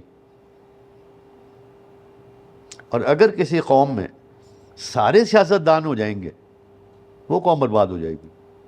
سارے ہی انجینئر ہوں، سائنسدان ہوں، نظام چل ہی نہیں سکتا۔ یہ سب ایک دوسرے کو سپورٹ کرتے ہیں۔ بالکل عام سی بات مثال دیتا ہوں، آپ کے سننے والوں کو بھی سمجھ آئے گی، دیکھنے والوں کو بھی۔ سائنس ایٹم بم بنانا سکھاتی ہے، اسے پھینکنا نہیں ہے، یہ ادب سکھاتا ہے۔ بڑی بات۔ سائنس اسلحہ بنانا تو سکھا دیتی ہے، لیکن کہاں چلانا ہے، نہیں چلانا، یہ ادب سکھاتا ہے۔ انسان کیا ہے، انسانیت کیا ہے، سائنس یہ نہیں سکھاتی۔ سائنس یہ تو بتا دے گی کہ آپ کے خون میں اتنے خلیات ہیں، آپ کا یہ سسٹم ہے، آپ کے گردہ جو ہے وہ نہیں کر رہا. لیکن آپ انسان کیسے ہیں, آپ کو کیسا انسان ہونا چاہیے, یہ سائنس نہیں بتاتی, یہ ادب بتاتا ہے. اور اگر کسی قوم کا تعلق اس کی زبان کے ساتھ اور اس کے ادب کے ساتھ نہیں ہے تو اس قوم کا وہی حال ہوتا ہے جو ہماری کا بھی ہو رہا ہے. ادب کے, ناول کے نوبل پرائز انہی قوموں کے پاس ہیں جنہوں نے سائنس میں ترقی کی. آپ کے یہاں تو کسی ناول کو, کسی شاعر کو, کسی کو نوبل پرائز نہیں ملا. ادب کے نوبل پرائز اب بھی, نتیجہ کیا ہے کہ پھر سائنس میں بھی نہیں ملتا. اوساکا یونیورسٹی میں لوگ رات کو بیٹھا کرتے تھے پروفیسرز یہ اعلان سننے کے لیے کہ ہماری یونیورسٹی کو کوئی نوبل پرائز ملا, انتظار کرتے تھے. ایک بات اور, شاید ہماری یونیورسٹی میں کوئی سن لے. میں گیا کیوتو یونیورسٹی, کیوتو ایک تاریخی مقام جاپان میں. تو جو پروفیسر میرے ساتھ تھے وہاں ہم ایک ڈین صاحب سے ملے, وہ بھی اردو بول سکتے تھے, اسلامیات پہ کام کر رہے تھے. تو مجھے انہوں نے کہا کہ مرغوب صاحب یہ کیوتو یونیورسٹی اوساکا یونیورسٹی سے بڑی یونیورسٹی ہے. ہمارے یہاں پنجاب یونیورسٹی پاکستان کی سب سے بڑی یونیورسٹی ہے, کیوں؟ یہ جی یہاں پہ باولپور میں زکریا یونیورسٹی ملتان میں بہت بڑی یونیورسٹی. میں نے پوچھا کیوں بڑی ہے؟ کہتے ہیں ان کے پاس نوبل پرائز زیادہ ہیں. اس ڈین کا جواب سنیے, اس نے کہا نہیں, ہم تو سمجھتے ہیں اوساکا یونیورسٹی بڑی ہے کیونکہ ان کی ایجادات زیادہ ہیں. یہ وہ ہے کہ جو ناولوں میں بھی نوبل پرائز لیتے ہیں, ان کی شاعری بھی بہت آگے جاتی ہے, فنون لطیفہ میں, فلموں میں, مصوری میں, ہر چیز میں لوگ. ہم نے یہ کیا کہ سائنس کو پکڑ کے ہم ادب سے بالکل غافل ہو گئے. ہم نے شاعری کا مذاق اڑانا شروع کر دیا, زبان کا مذاق اڑانا شروع کر دیا, اپنی زبان پہ شرمندہ ہونا شروع کر دیا. تو اپنی زبان کو اہمیت دیں, ادب کو اہمیت دیں, سائنس کو بھی اہمیت دیں, تو پھر قوم ترقی کرے گی. کیا بات سر. تھوڑی سی گفتگو ہم شعر و شاعری پہ بھی کریں گے. ظاہری سی بات ہے, ایک شاعر معاشرے اور اپنے وقت کا معاشرے کے اندر ایک اثر رکھتے ہیں, اور وقت گزرا ہوتا ہے, ادب کے ساتھ تعلق ہوتا ہے. دیکھتے ہیں ہم, نظم پہلے آزاد تھی, اب تھوڑی آوارہ سی ہو گئی بھی ہے, اور شعر و شاعری ان چیزوں کو بھی اب کمرشلائز کر دیا گیا ہے. آج کے اس شعر و شاعری اور ادب سے تعلق رکھنے والے لوگ, نوجوان جو شاعر آ رہے ہیں, جو ابھی آپ نے بیچ میں بات بھی کی کہ زبان کے اوپر ہمارا مذاق اور ادب سے تعلق دور ہوتا چلا جا رہا ہے. اب کے جو شاعر ہیں وہ کمرشلائز نہیں ہو گئے ہوئے. آپ کا اس چیز کے اوپر کیا نظریہ؟ جی, ایک تو میں پہلی بات یہ بتاؤں گا آپ کو, بار بار وہی بات میں ریپیٹ کرتا ہوں کہ کوئی ایک شعبہ نہیں برباد ہوتا میرے بھائی. قوم جب کسی زوال کی طرف جا رہی ہوتی ہے نا, سارے شعبے برباد ہونے شروع ہو جاتے ہیں. لیکن میں نے جو ہسٹری پڑھی ہے قوموں کی زوال کی, اس میں نے دیکھا تھا کہ ادب تو سب سے آخر میں ختم ہوتا تھا. کیا بات. جب دلی لٹ رہی تھی تب بھی مشاعرے ہو رہے تھے, بلکہ لوگ اس پر طنز بھی کرتے. یہ بات ٹھیک ہے.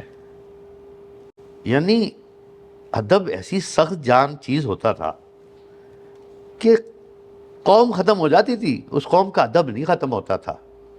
آج بھی آپ دیکھیں, کسی میوزیم میں چلے جائیں یار, دنیا کے کسی عجائب گھر میں چلے جائیں, تاریخی عجائب گھر میں, آپ کو وہاں فنون لطیفہ کے شاہکار نظر آئیں گے. بالکل.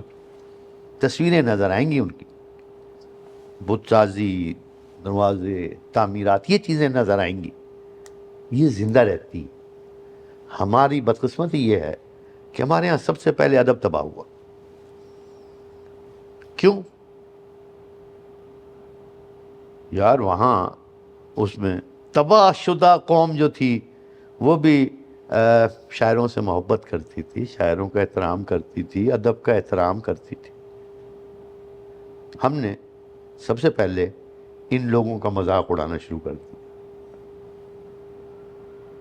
ان لوگوں کو ہم نے سمجھا کہ یہ معاشرے کے تیسرے یا چوتھے یا پانچویں درجے کے شاعری ہیں۔ کیا تو جب آپ نے ادب کو مقام ہی نہیں دیا بالکل تو آپ کیسے سوچ سکتے ہیں آپ کے یہاں کوئی اعلیٰ ادب پیدا ہوگا؟ جب آپ نے شاعروں کا مذاق بڑھانا شروع کیا تو بہت سے اچھے شاعر تو وہ ہیں جو مشاعروں میں نہیں جاتے ہو۔ یہ اچھے شاعر اب مشاعروں میں جانے سے اعتراض کرتے ہیں۔ کیوں؟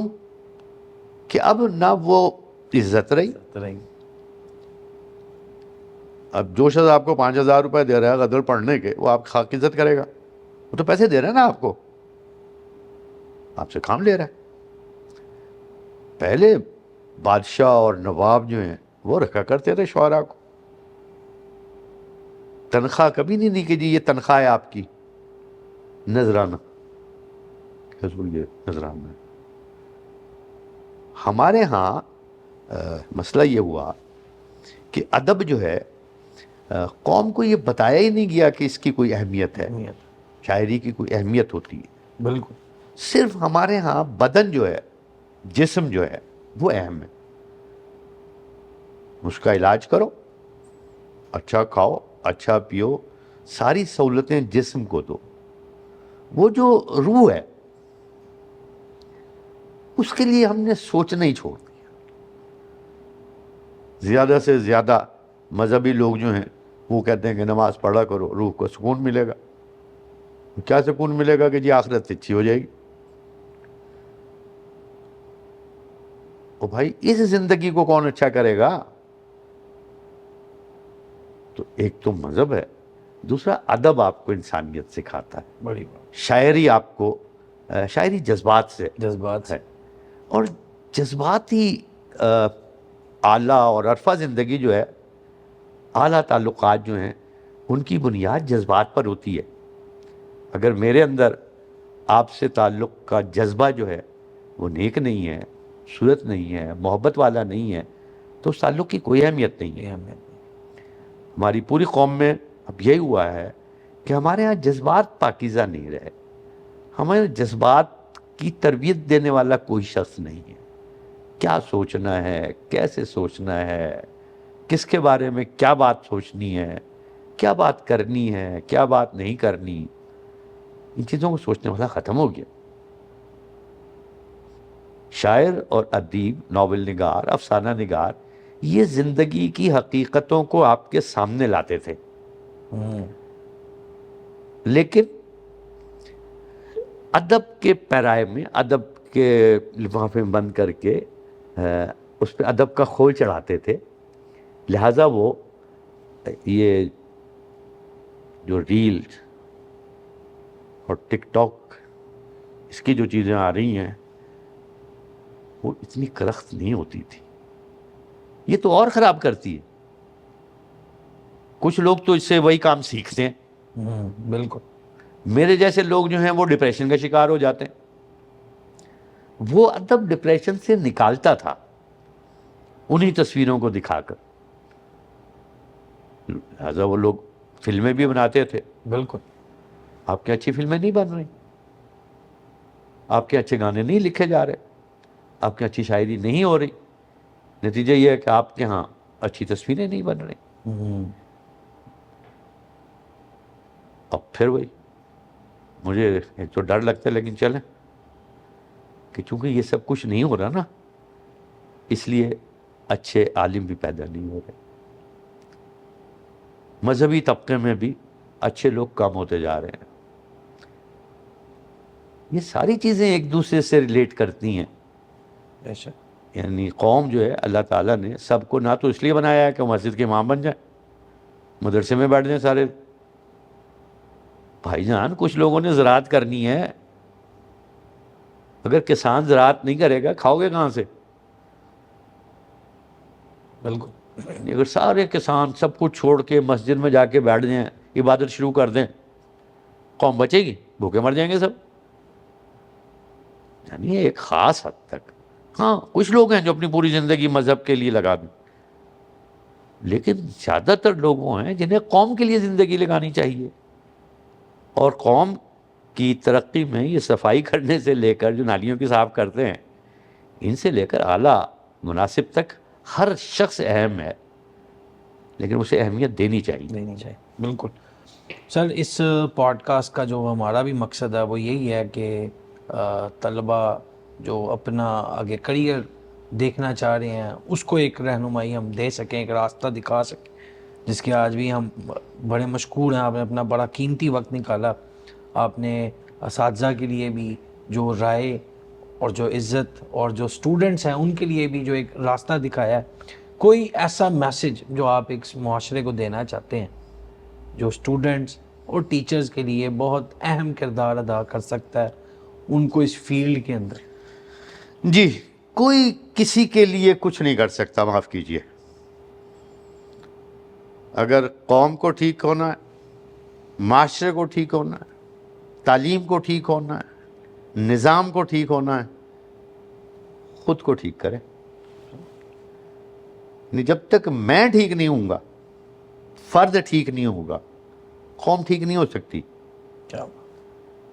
فرد, ایک فرد, صرف ایک فرد نہیں ہوتا, افراد مل کر قوم بنتے. میں 1000 تقریریں کرتا رہوں اور خود میں ٹھیک نہ ہوں, ہر طالب علم کو اپنے آپ کو ٹھیک کرنا پڑے گا, سوچنا پڑے گا. جیسے میں نے کہا اپنے آپ سے عہد کرو. آپ سے اتنا مشکل کام نہیں ہے. بہت سی قومیں جو برباد ہو رہی تھیں, صرف انہوں نے کیا کیا, عہد کیا اپنے آپ سے, کسی اپنے لیڈر کے کہنے پر, کسی مذہبی رہنما کے کہنے پر, کسی پیغمبر کے کہنے پر, کسی ایک کے کہنے پر. سینکڑوں مثالیں گنوائی جا سکتی ہیں موعود دنگ سے لے کر حضور صلی اللہ علیہ وسلم تک, سر, کہ ایک شخص کے کہنے پر صرف ایک عہد کیا قوم کے ہر فرد نے. نتیجہ یہ ہوا کہ قوم آسمان پہ چلی. دوسروں کے ساتھ نہیں, آپ دوسرے کو نہیں ٹھیک کر سکتے, معاف کیجئے. جب تک آپ یہ چاہیں گے کہ دوسرے ٹھیک ہو جائیں, اس وقت تک کوئی کسی قسم کی بہتری کی امید مجھے تو نہیں ہے. جس دن آپ نے یہ طے کر لیا کہ آج سے میں ٹھیک ہو جاؤں گا, اور قوم کے ہر فرد نے اپنے آپ سے یہ عہد کیا کہ وہ ٹھیک ہو جائے گا, قوم ٹھیک ہو جائے گی. سر, اعلیٰ استاد کے ساتھ ساتھ ایک باکمال شاعر ہمارے ساتھ موجود ہو اور ہم ایک چھوٹی سی شاعری سے مستفید نہ ہوں ان کے, تو یہ شو جو ہے نا وہ بالکل ختم ہے. اچھا جی. ایک جو ہے وہ آپ کی تتلیوں کے موسم کے کچھ یار وہ تو بہت ہی زیادہ بدنام ہوئی ہے. وہ تو یوٹیوب پہ, اور وہ بلکہ ایک بڑی دلچسپ بات اس کی یہ ہے کہ جب یہ فیس بک کا اور یوٹیوب کا زمانہ نہیں تھا, اور میں نے شروع میں یہ غزل لکھی, اور 80s میں یہ شام و سحر ایک رسالہ تھا, اس میں شائع ہوئی, 2-4 مشاعروں میں بھی پڑھی, پھر یہ مختلف ناموں سے شائع ہونے لگی. یعنی ایک دفعہ اسلام آباد سے پتہ نہیں وہ جمع رنگ کچھ ایسا پروگرام تھا, میرے کزن کا فون آیا کہ مرغوب تمہاری غزل ایک لڑکی پڑھ رہی ہے اپنے نام سے. میں نے کہا داد مل رہی ہے؟ کہ ہاں. میں نے کہا بس ٹھیک ہے. تو وہ پھر بہت سے, بلکہ ایک صاحب نے تو ایک رسالے میں وقار عظیم کے نام سے شائع کر دی, بیچارے کا انتقال ہوئے عرصہ ہو گیا. لیکن اب تو بات چونکہ وہ یوٹیوب پہ اور فیس بک پہ وہ اتنی بدنام ہو چکی, آپ کہتے ہیں تو میں سنا دیتا ہوں. جی جی پلیز. تتلیوں کے موسم میں نوچنا گلابوں کا ریت اس نگر کی ہے اور جانے کب سے ہے. تتلیوں کے موسم میں نوچنا گلابوں کا ریت اس نگر کی ہے اور جانے کب سے ہے, دیکھ کر پرندوں کو باندھنا نشانوں کا ریت اس نگر کی ہے اور جانے کب سے. تتلیوں کے موسم میں نوشنا گلابوں کا ریت اس نگر کی ہے اور جانے کب سے ہے، دیکھ کر پرندوں کو باندھنا نشانوں کا ریت اس نگر کی ہے اور جانے کب سے ہے۔ شہر کے یہ باشندے نفرتوں کو بو کر بھی انتظار کرتے ہیں فصل ہو محبت کی۔ شہر کے یہ باشندے نفرتوں کو بو کر بھی انتظار کرتے ہیں فصل ہو محبت کی، بھول کر حقیقت کو ڈھونڈنا سرابوں کا ریت اس نگر کی ہے اور جانے کب سے ہے۔ کیا بات۔ تم ابھی نئے ہو نا اس لیے پریشاں ہو، تم ابھی نئے ہو نا اس لیے پریشاں ہو، آسمان کی جانب اس طرح سے مت دیکھو۔ تم ابھی نئے ہو نا اس لیے پریشاں ہو، آسمان کی جانب اس طرح سے مت دیکھو، آفتیں جب آنی ہوں ٹوٹنا ستاروں کا ریت اس نگر کی ہے اور جانے کب سے۔ تم ابھی نئے ہو نا اس لیے پریشاں ہو، آسمان کی جانب اس طرح سے مت دیکھو، آفتیں جب آنی ہوں ٹوٹنا ستاروں کا ریت اس نگر کی ہے اور جانے کب سے ہے۔ آپ کی عمر کا ایک شعر۔ اجنبی فضاؤں میں اجنبی مسافر سے اپنے ہر تعلق کو دائمی سمجھ لینا۔ اجنبی فضاؤں میں اجنبی مسافر سے اپنے ہر تعلق کو دائمی سمجھ لینا، اور جب بچھڑ جانا مانگنا دعاؤں کا ریت اس نگر کی ہے اور جانے کب سے۔ کیا بات۔ اجنبی فضاؤں میں اجنبی مسافر سے اپنے ہر تعلق کو دائمی سمجھ لینا، اور جب بچھڑ جانا مانگنا دعاؤں کا ریت اس نگر کی ہے اور جانے کب سے ہے۔ خامشی میرا شیوا گفتگو ہنر اس کا، خامشی میرا شیوا گفتگو ہنر اس کا، میری بے گناہی کو لوگ کیسے مانیں گے۔ خامشی میرا شیوا گفتگو ہنر اس کا، میری بے گناہی کو لوگ کیسے مانیں گے، بات بات پر جب کہ مانگنا حوالوں کا ریت اس نگر کی ہے اور جانے کب سے۔ کیا شکریہ سر، جزاک اللہ آپ کے وقت کے لیے، اور جو سبق آپ نے اپنے زندگی کے کچھ ایسے لمحات اور اساتذہ کے لیے، طلباء کے لیے جو آپ نے بہت اچھی گفتگو ان کے لیے پیغامات دیے ہیں، ہم امید کرتے ہیں سننے اور دیکھنے والے کو اپنی زندگی کے اندر ان تمام تر چیزوں کو ایک دفعہ ضرور آزمانا چاہیے، تاکہ وہ پاکستان کے لیے، اپنے معاشرے کے لیے، ایک قوم کے طور پہ کچھ نہ کچھ کر سکے۔ سر جزاک اللہ آپ کے وقت کے لیے۔ بہت شکریہ، اتنا اچھا پروگرام میں آپ نے مجھے مدعو کیا۔ نہیں سر، جزاک اللہ۔ مزید ایسی انفارمیٹیو پوڈ کاسٹ کے لیے ہمارے ساتھ بنے رہیے۔ آج کے لیے اجازت دیں، السلام علیکم۔